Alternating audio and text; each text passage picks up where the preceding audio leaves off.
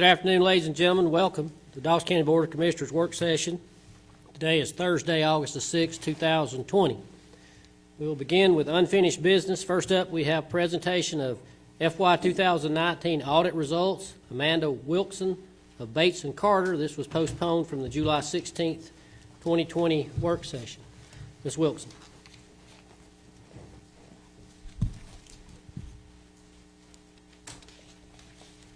Good afternoon. My name is Amanda Wilson. I'm an audit partner at Bates Carter, and I'm pleased to be able to come and talk to you about your financial statements and the fiscal year 2000 or the calendar year 2019. May I use this for the slides? So I'm going to do a brief synopsis of some of the high points. Feel free to interrupt me if you have any questions as I move through. The first thing that I want to talk to you about is the audit report. That's what everyone considers to be what they're going to flip to first. So the audit report states that it's the county's responsibility to actually present the financial statements, and it's the auditor's responsibility to opine on them. So the responsibility for this opinion is that we have stated that it is an unmodified opinion, which means that the financial statements have been presented fairly, and that is the highest opinion that is a clean audit report. In addition to the fact that the audit report is unmodified, I want to point out that the county has consistently made efforts to present the comprehensive annual financial reporting, which is the actual financial report that you've put together here. This is not a requirement. It is an exemplary level of reporting that the county is making the efforts to produce so that the constituents have this kind of level of information. And it is extensively presenting more information than it is actually required. The Certificate of Excellence is issued by the Government Finance Officers Association, and there are only about 150 to 180 entities in the state of Georgia that apply to get the certification every year. And that includes counties, cities, other authorities, and municipalities. So I want to commend the county on making this level of reporting available and the level of excellence that requires of all of the people involved in this process. So the annual report that we're going to be talking about here involves the governmental activities, which will include the general fund and other governmental funds. The most noteworthy of the other governmental funds is the SPLOST fund that we will talk about later. Other governmental funds include the special revenue funds that record activity that's coming in for special purposes. The business type activities include the two enterprise funds that the county is showing in their financial statements. It's business type. And then there are the three component units that we've reported to completely show the county in its entirety. There are the two development authorities that we have also audited, and they have a fiscal year end the same as the county's in December of 2019. And this report also includes the health department, which has a fiscal year end of June 30 and was audited by other auditors, and their numbers are included in your component units that are in this report. So to briefly discuss the revenues in the general fund, as we look at the 2019 activity, compared to 2018, revenues increased in total about $1.2 million, or approximately 5%. Some of the areas of note that were indicative of this increase are property taxes that increased by about $370,000 and sales tax increases of about $570,000. So these are both indications of growth in the communities. Population growth is also showing these trends in 2019, which would substantiate the growth that you're seeing in some of these forms of revenue. Insurance premium tax also increased by about $90,000. Again, another indication that there's more consumerism in the area. Charges for services increased by $394,000, which is about a 22% increase. And that increase is mainly due to, again, increased call volume. The call volume that was going through the center increased by about 12% from 2018 to 2019. And more aggressive collection processes. So that is also an indication that there's conscientious efforts to remain on top of this form of revenue. One of the large decreases was the proceeds from debt issuance. In 2018, a large capital lease was acquired by the county, and in 2019, no new debt was acquired. So that was the reason for the decrease, and that is to reflect when you acquire new debt. So that decrease was planned and budgeted. Looking at expenditures, expenditures also increased by about 7%, or $1.9 million. That increase is in line with the increases in revenue in 2019 over 2018. Some of the major increases that we see coming into this number is transfers to other funds, which amounted to about $780,000. This is mostly due to large transfers to capital projects that were planned and budgeted by the county. Legal services also increased, and this is due mostly to the county now outsourcing legal services. And salaries and benefits across the county increased by $1 million, which is not a very large increase. That's mostly about 7% overall increase in total salaries and benefits. That makes up some of the increases specifically to public safety personnel.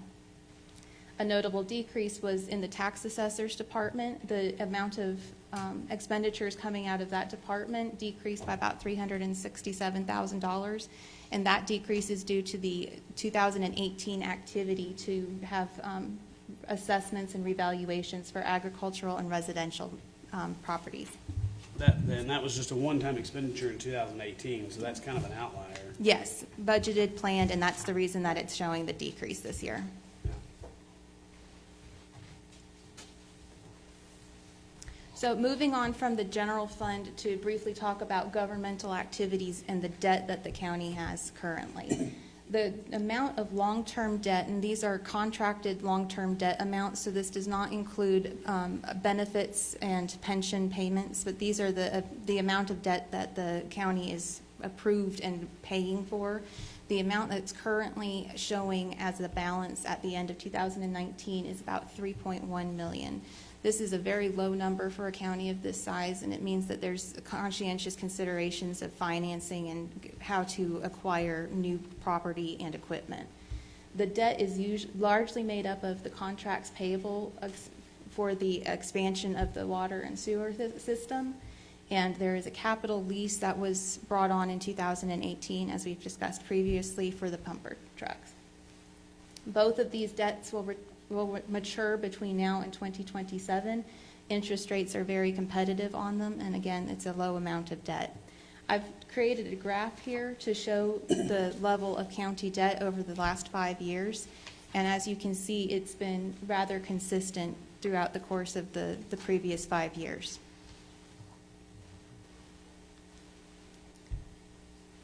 Some more comments on the general fund. When we're looking at what 2019's activity was compared to what was budgeted for 2019, the overall revenue was over the budget by $1.7 million.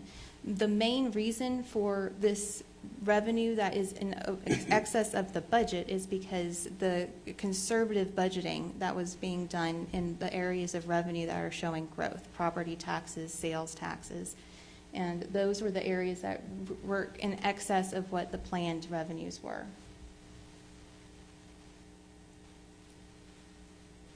In the general fund, we also see expenditures being below budget by $1.2 million.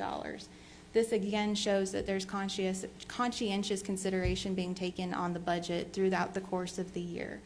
The main consideration that I wanted to point out here was that the salaries and benefits make up about half of the deficit and the difference between what was budgeted and what was actually spent. And the actual expenditures are about 4% less across the board. This again is a 5-year trend that shows how the revenues and expenditures over the past 5 years are in line with each other. So in 2019, even though both revenue and expenditures increased, you can still see that revenues exceeded expenditures, and so the fund balance in the general fund has a gain to it. instead of a use.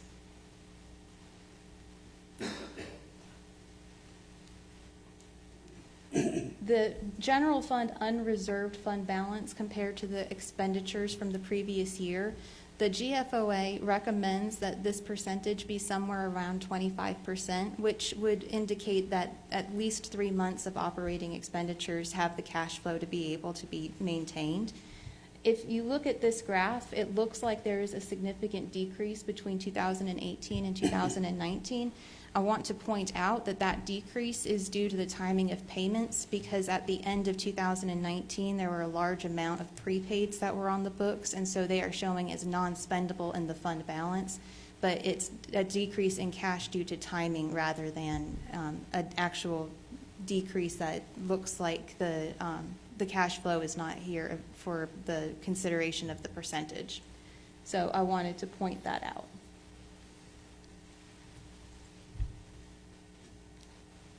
Moving on to SPLOST, to talk briefly about the activity that was recorded in the SPLOST fund during 2019. The total collections that were brought into the county during the year were $9.2 million. That's an increase of $630,000 over 2018. Of that, of the money that was brought in, $9.4 million was spent. The projects that were being spent in 2019 mainly had to do with intergovernmental allocations to the city of Dawsonville and the recreational facilities and public works facilities that were a part of the SPLOST referendum. At the end of 2019, the actual cash balance that still remained in the SPLOST fund is $9.7 million. So the county's continuing projects have the available funds to move forward into 2020. To briefly discuss the business type activities, the solid waste fund showed an operating loss of about $11,000. This decrease is due to the reduced use of the landfill and increased salaries and costs that are associated with that fund. This is the operating amount, so it does include the depreciation expense for all of the capital assets that are held by that fund, and depreciation in 2019 was $47,000, which was the main reason for the loss, that depreciation on those capital assets. The landfill post-closure liability at the end of 2019 is $752,000. The GIS fund also had an operating loss of $45,000, and that is before the county's transfer of $81,000 to that fund. Another item that I wanted to point out was the net pension liability as of the end of 2019 was $1.1 million. And this is an increase on that account of $885,000 on the liability. To be able to see the total impact of the net pension liability on the actual balance sheet, there's 3 accounts that are showing that activity. There's the net pension liability, and then there are deferred outflows and inflows related to the pension plan investments that are being held to fund it. So when you look at the entirety of all 3 of those accounts on the balance sheet, the offset to that liability amounts to $592,000. So all 3 of those accounts need to be taken into consideration when evaluating the net pension liability. Reporting changes that were implemented in the 2019 CAFR include GASB 88, that has to do with increased disclosures about the debt that's being held for the visibility of the readers, and GASB 91, which reflects consistent reporting for conduit debt. That was a change in reporting for the Development Authority. There's nothing that changed specifically for the county itself. Looking forward, there are a few GASB statements that are coming forward that will affect the county. Most notably are GASB 87, which is going to readdress how capital and operating leases are reported in the financial statements. GASB 84 considers how fiduciary activity should be reported in the financial statements, and GASB 90 is a consideration of component units and major equity considerations. These have all been deferred by another GASB statement that came out recently to allow for additional time from the COVID issue right now. So there's a little bit more time, but it's still going to be coming up on the horizon. While we're mentioning the current events, there is a disclosure in the financial statements to discuss the ongoing activity that occurred at the beginning of 2020 due to the pandemic, and that is disclosed in the financial statements. Do you guys have any questions about the 2019 report?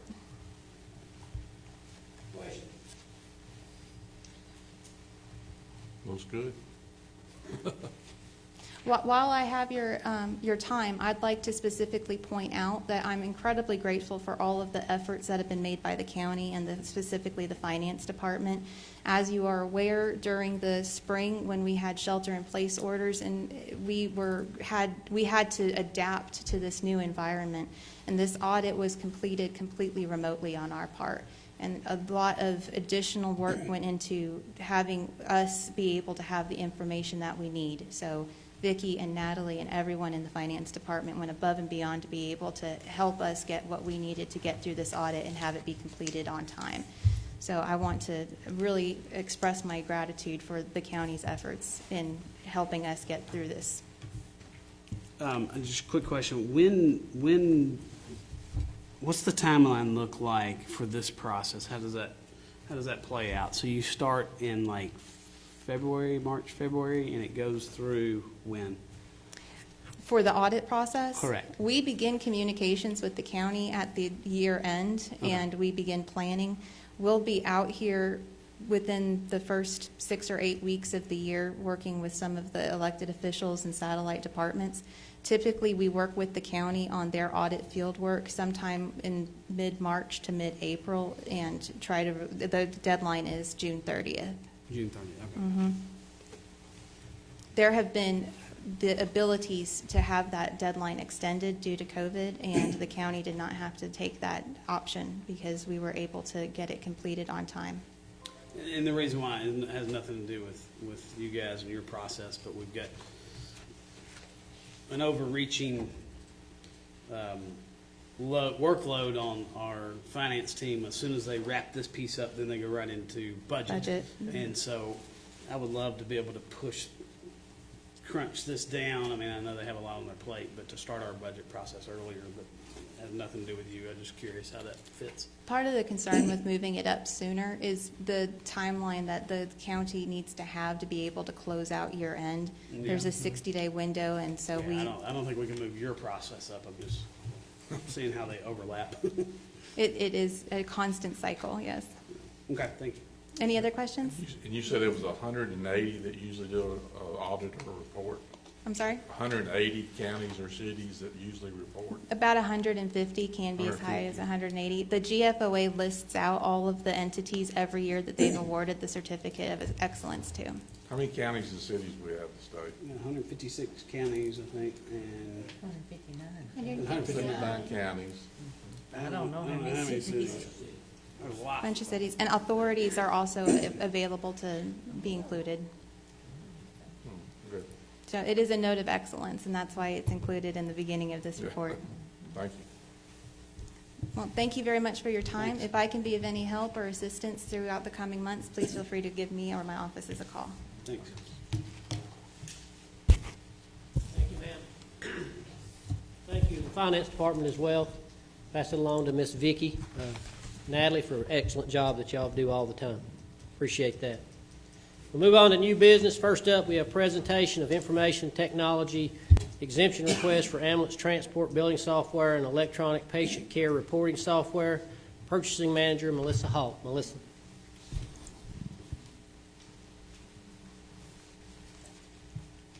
Good afternoon, Chairman and Board. It's nice seeing everybody. Want to go over a little bit of the background here that we have on this particular incident. Melissa, so they can hear you. Are you able to pull that down just a little bit? Is that better? She's probably used to it. I'm so used to it. I had mine on, I looked, nobody else said, I didn't even know I had it on. So basically, a purchasing policy that we have now in place allows for information resource technology exemptions. And we currently have a contract with EMSC for our ambulance billing software services and the electronic patient care reporting software. We also have a contract with Firehouse that is utilized by the emergency services, and this is for the 5 different items that you see here.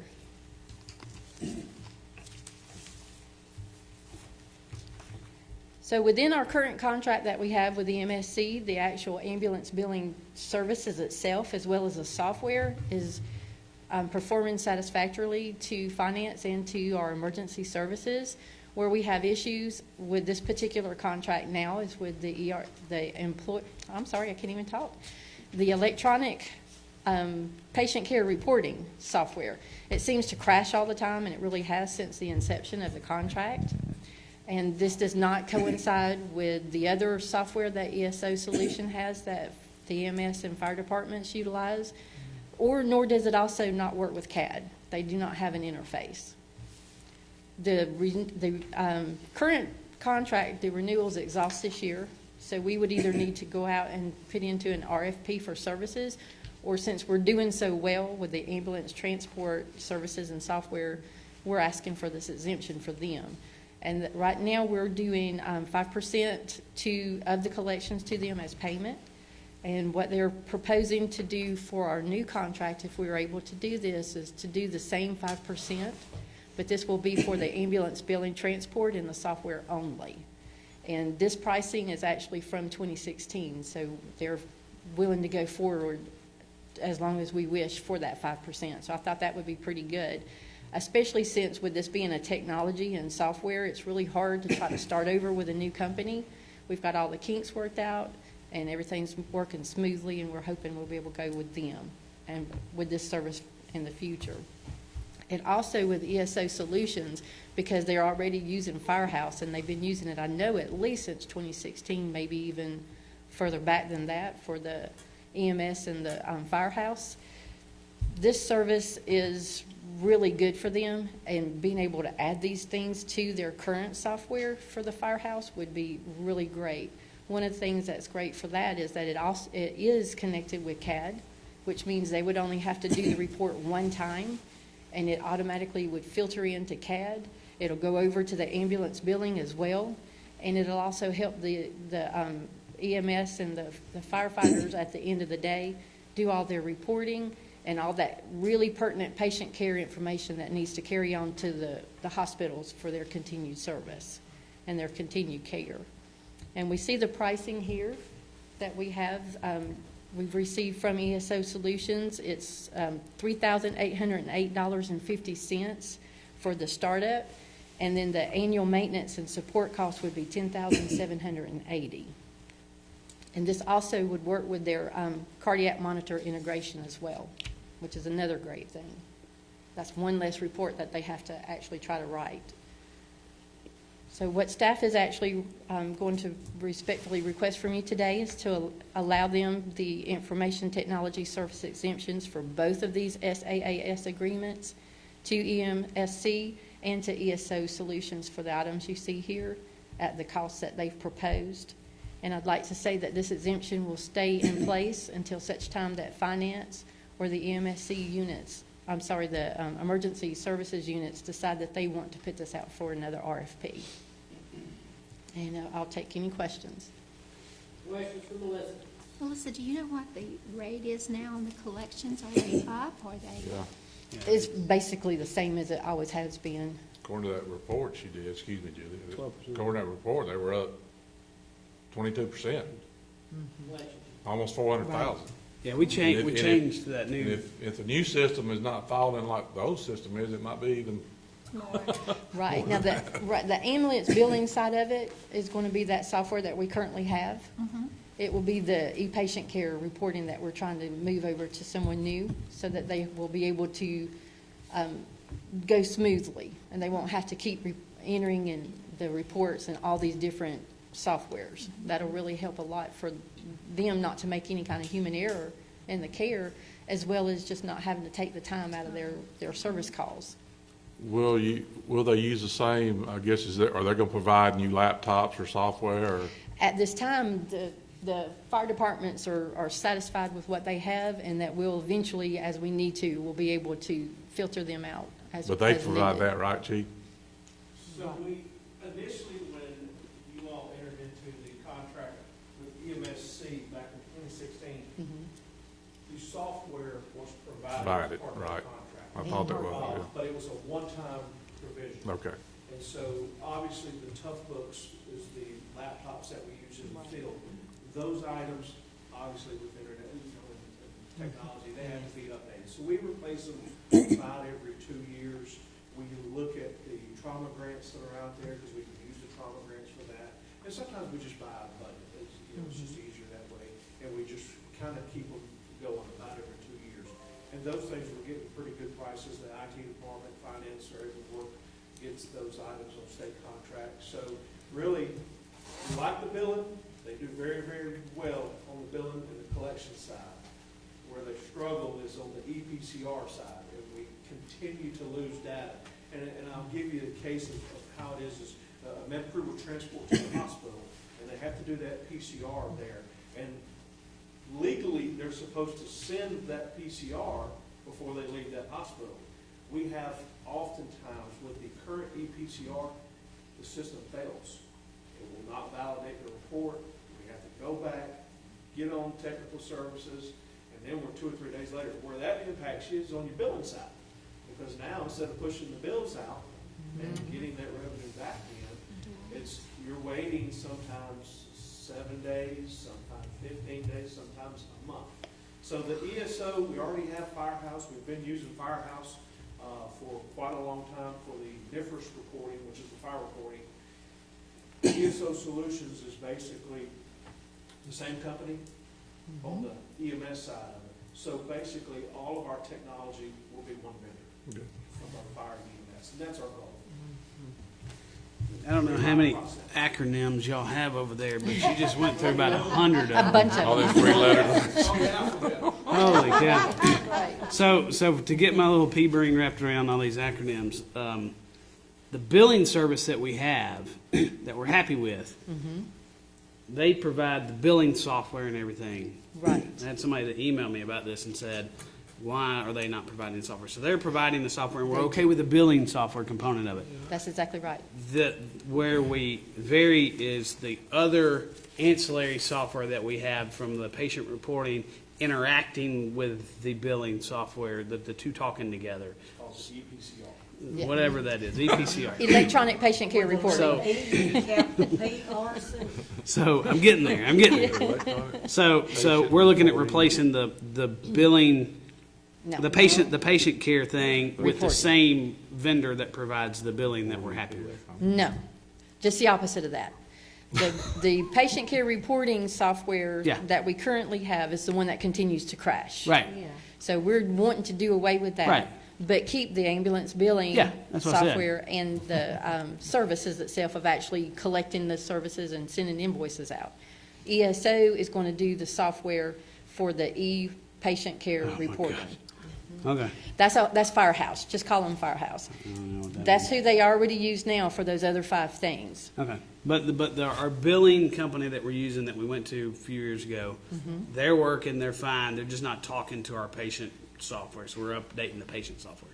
We're going away from them for the patient care software Okay. because it continually crashes and basically we're not even getting to use it. Okay, And then we're going straight over to the Firehouse and Okay. adding this along with the cardiac monitoring to what we currently use with those other 5 items that you saw, which Okay. is the fire marshal reporting, your fire hydrants, training, inventory, and staffing reports, the scheduling. And it'll all be one nice little neat package. okay. And it interfaces with everything. You Right. said with Firehouse, CAD Firehouse will interface with the billing Okay. over who we currently have now. They do that for several other counties, and it's proven to work well. So they'll enter it one time. That will shoot over to our ambulance billing software, which will get the invoices out quicker. It also will go over to CAD, which will help E911 keep up with all the calls they're going out to without them having to continually keep adding new things. It'll all just be integrated and very soft and work well together. So you're giving us a cost one You- time. You've given us a cost. What are we currently paying? The 5%? 5%. So that's a net neutral. The only thing that we're incurring is the upfront one-time costs. Then annual. That and then the original, the ongoing maintenance and support that'll go along with it. Do we not have that now with our current? We don't have an ongoing with our Because current? we can't utilize it. So it's there in the contract, but it's not actually being utilized. As Chief Thompson said, it crashes, and then they have to start over again and enter it again. And then it may or may not go through, it may crash again, and then they're having to re-enter it. So that's 3 times that their Yeah. human error could happen in the actual ongoing care. Luckily, we got great guys out there, and that's never happened, but you just never know. But the So total if we can net- get that out of the way and have it one time and move well together, then that's the way to go. We got a one-time cost of $3,800 to get it set up, and then annually moving forward, $10,780 plus the 5%. Right. And that 10,780 is for up to 4,000 incidences. Right, and that's What do we run? at least or Yeah. less than what they do. Just under, and that's, just so you're aware, we're gonna probably run over 4,000 calls total for the county, but that's 4,000 EMS calls annually, Right. that's not fire calls. Okay, Ambulance calls. okay. We're getting there, but we're not there yet. Let's not shoot for a higher number. Let's shoot for a lower number. That's right. Some healthy residents. I want to see the opposite, I don't get to decide that. opposite trend line. A lot of praying going on there for that one.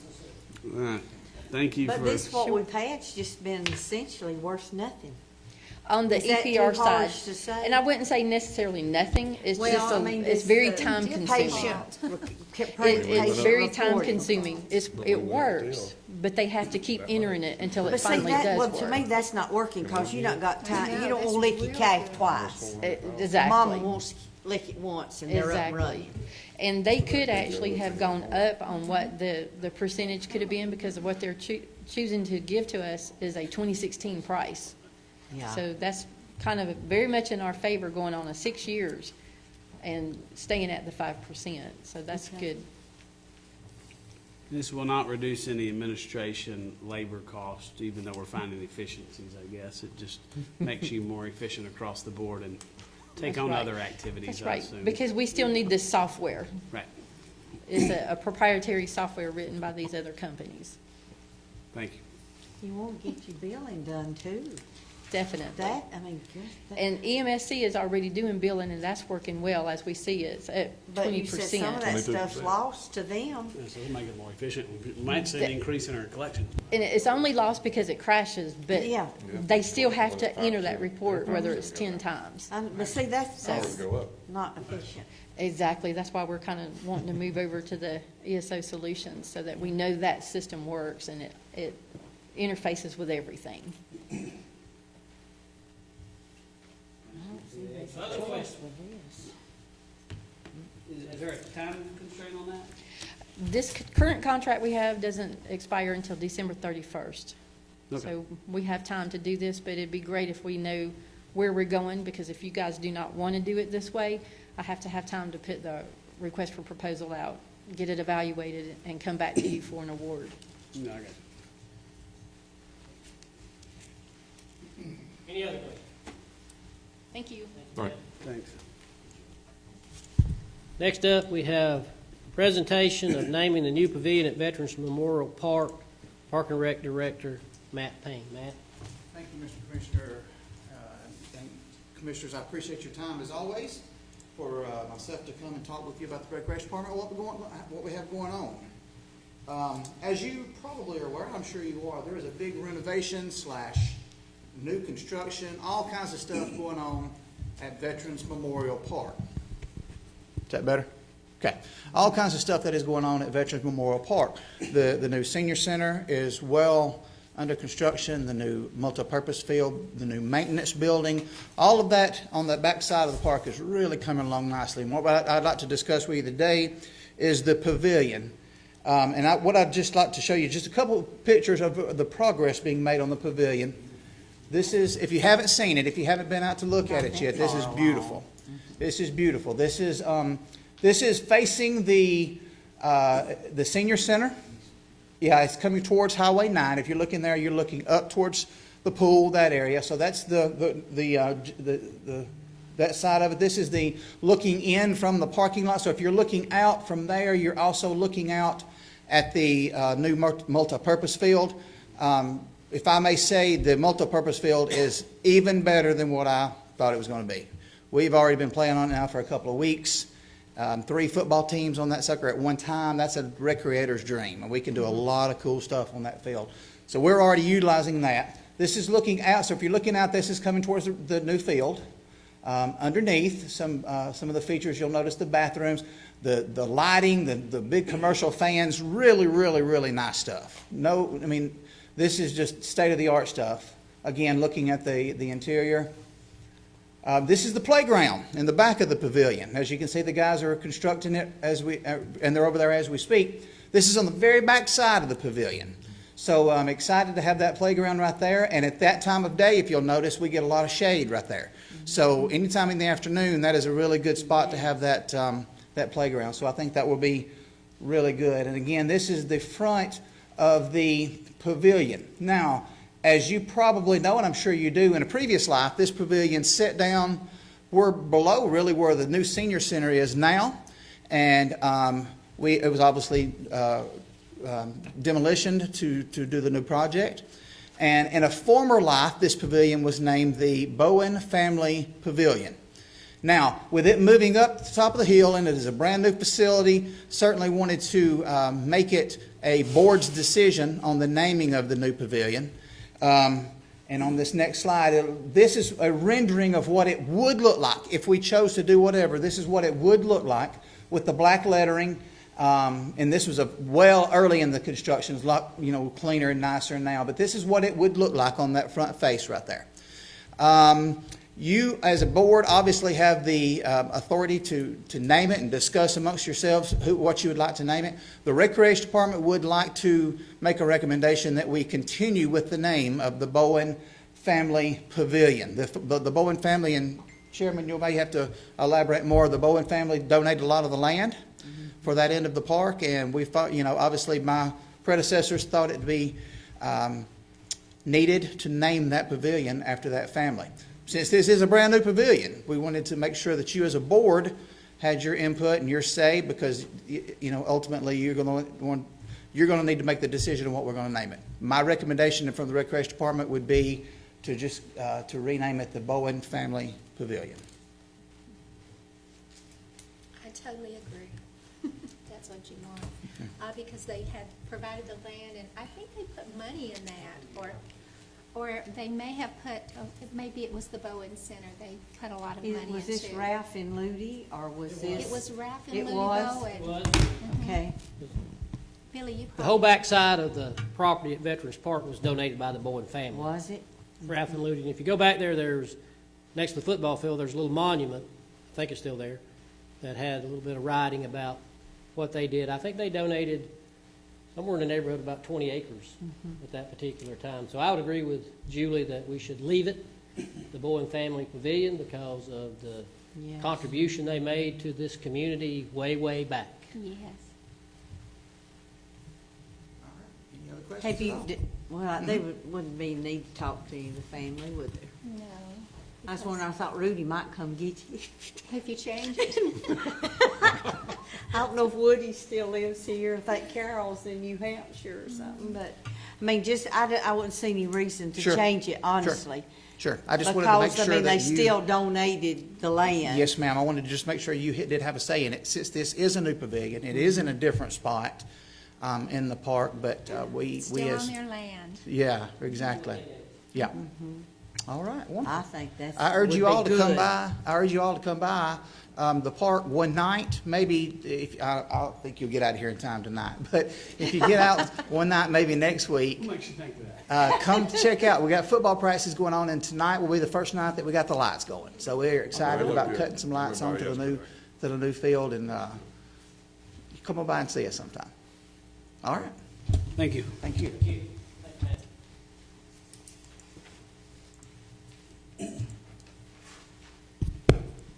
Next up, we have presentation 911 ordinance update, Planning and Development Director Jameson Kinley. Jameson.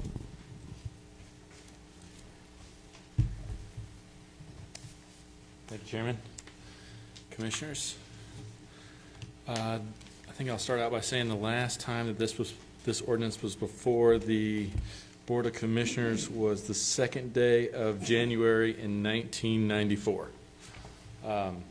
Obviously, since then, we have come a long way with 911 addressing. We are, in this ordinance, you will see a couple of different acronyms.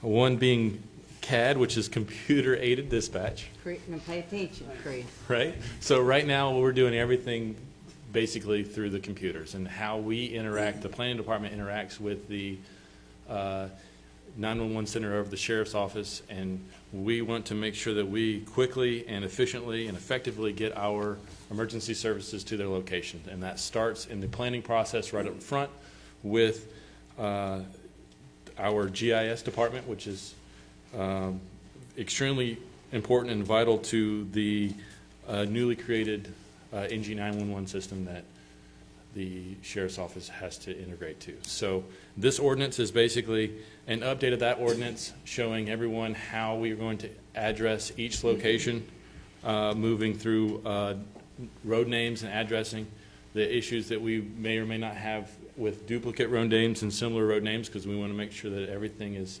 unique in its own right. The placement of numbers out by the mailboxes and how we address those. New roads, subdivisions, mobile home parks, shopping centers, commercial developments, apartment complexes, and all other addressing features. So you have the ordinance in front of you. I'll answer any questions. Is this a complete redo? Complete 1990? redo? No, Yeah. the intent is still there. It's just how we've started interacting with and how we receive the information from the public is really what's really changing. So I wouldn't dare to say it was a complete redo, but the ordinance looks a lot different. So yes, and the intent is still there. I'm kind of used to this highlighting if there are changes, and I don't see anything on this, so I just thought the other one might have been ditched, and I just kind of like something that tells me what the changes are. So in that respect, absolutely, this is a complete and total redo. That's why you Okay. don't see the old ordinance in front of you, because a lot of it refers to a sole commissioner and other different specific aspects that we no longer use.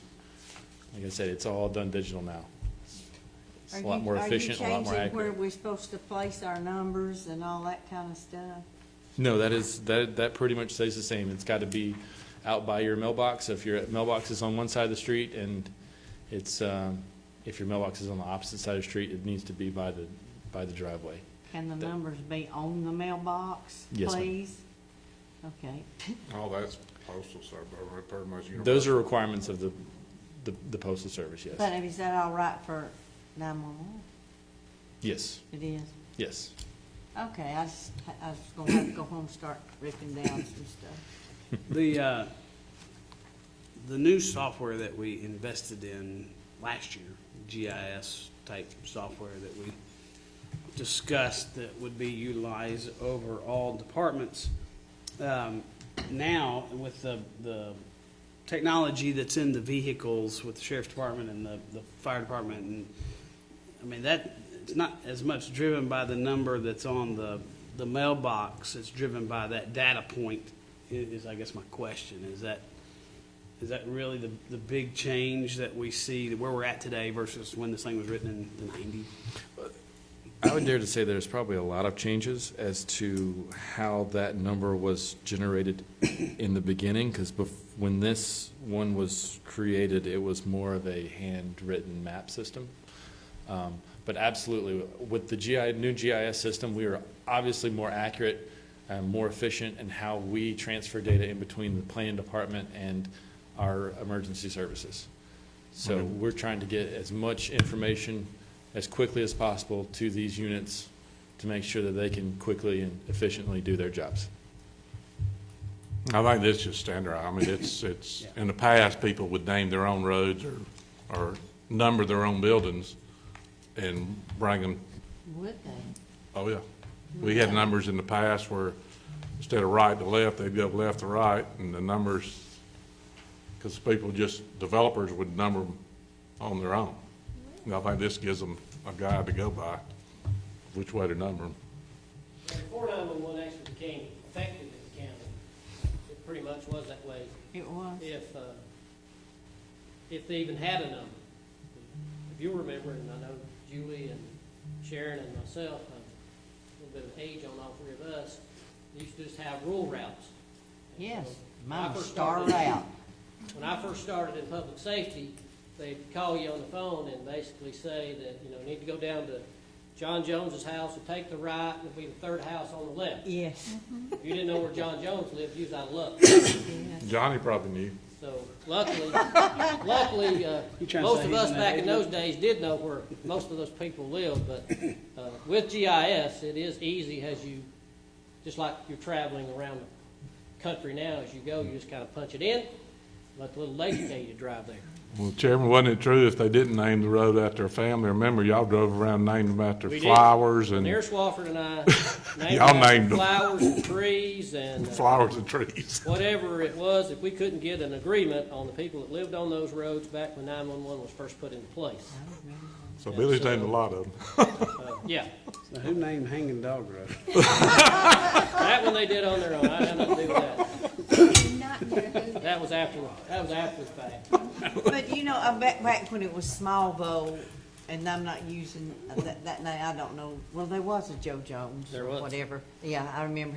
But you knew where everybody, I knew what kind of car everybody drove, so you knew if you'd been here any length of time, when you said, I want you to go over there, and I said, oh, I know exactly where that is. Well, and back in But the it's early days changed. when you had Lloyd Crane and you had Randall Townley and Yes. you had a few of those people, just the name was all you need. That's right. They knew everybody and they knew where everybody lived, and no matter what the case was. I mean, obviously we knew the road names, knew which way to go as far as wrecks go. But Yeah, I guess it took a while on a horse and buggy for y'all to get it there did too. too. What are you Had- talking had- about, horse and buggy? We walked all the way. You had to drive around some horses Sharon? to get here. Sharon, it hadn't been that long, because in '05 when I started, somebody called me and said, Billy knows where I live. And I said, well, Billy's not here today. This is true. And we have had people get mad if they'd be specific about who they wanted to come. But, as you said, Those couldn't be were there the all the time. days. Couldn't be there all the time. Any questions for James? Thank you, sir. All right, next up, County Manager Report, David. Thank you, Chairman. Good afternoon, Commissioners. Just a couple items on here. Human Resources have posted, and you may see these signs around when you're coming in and out of the doors or on some of the other county facilities. They have posted and distributed signs to be posted on entrances to county buildings in response to a bill passed by the Georgia legislature. In essence, the bill and the signage provides protection to businesses, includes the counties as well, against claims related to COVID-19. The bill is designed to protect entities from unnecessary lawsuits. Warning signs should be posted currently on all county facilities outside the courthouse. Discussions are ongoing with Superior Court about courthouse signage, and one of the reasons for that is that they're mandated to come to court, and Johnny can certainly speak to this. We've been working with them. Human Resources is with Jason, that they're being mandated to come here, but then again, there's a sign that basically says if you enter, you're entering at your own risk. So you're mandating one thing and then, telling them, you got to be here, but then again. So there is that discussion going on right now. We'll see what we do with the courthouse, but on all other county facilities, we have those posted. So that's been done, just in case you hear or see something along those lines. Some great news is that we received notice in July that the coronavirus, the CARES Relief Fund Act had monies that were sent to the states and would be available to counties and municipalities based on population. Dawson County received on July the 30th an advance payment of $359,031.84. So far, we have not seen where there is a match involved. Any unspent money will be returned to the state of Georgia. There is more money available. if we need it between now and December the 31st through a claims process that is still being constructed. So there are a couple areas, but this pertains basically to population only. And we What's have- it used for? Yeah. Yeah, what is it used for? It's used for the monies that we're Spending. basically paying to, like, for example, the foggers, the. Oh, okay. The system that we're now using, any materials, any labor costs, those kind of things that we're incurring that cost. And so we are monitoring that, we have set up an expenditure account of what we're spending so that this money is to help reimburse that, and then along the way, there'll be other monies available should we exceed what that amount is. So it's $359,000, so there's a good shot there. I think the city got. And just a little tidbit, interesting note for everyone is that this morning, we had our special call meeting. The stats from this morning for the public hearing on Zoom, we had 3 people that were watching it. We had 49 people on Facebook, 9 comments, and 4 people in person. So there's definitely people watching that on Facebook. It's definitely reaching the community, and so we're really excited about that. And Laura has done a fantastic job in getting all that set up in such a short period of time. Anyway, that concludes my report. Answer any questions you may have. Are you talking about your pandemic meeting? No, our budget. No, ma'am. This morning. Oh, your budget? The Oh, budget, Oh, okay. this I'm still morning. hung up on COVID. Right. Okay. Right. All right. That one at 11 o'clock? Oh, okay. Other questions for the county manager? Thank you for your time. Thank you, sir. County attorney report. Mr. Chairman, I have nothing to report. Happy to answer any questions if there are any. Anybody got any questions for the county attorney? We do have need or request to do the executive session to discuss litigation. So I would take a motion to go in executive session. So moved. Motion by Commissioner Gaines, Second. second by Commissioner Fawcett. Discussion. Hearing none, please vote. Now I And start to raise That my is hand. approved 4-0. We'll take about 5 minutes, and then we will meet in executive session. And thank everybody for coming. Invite you back to our 6 o'clock voting session.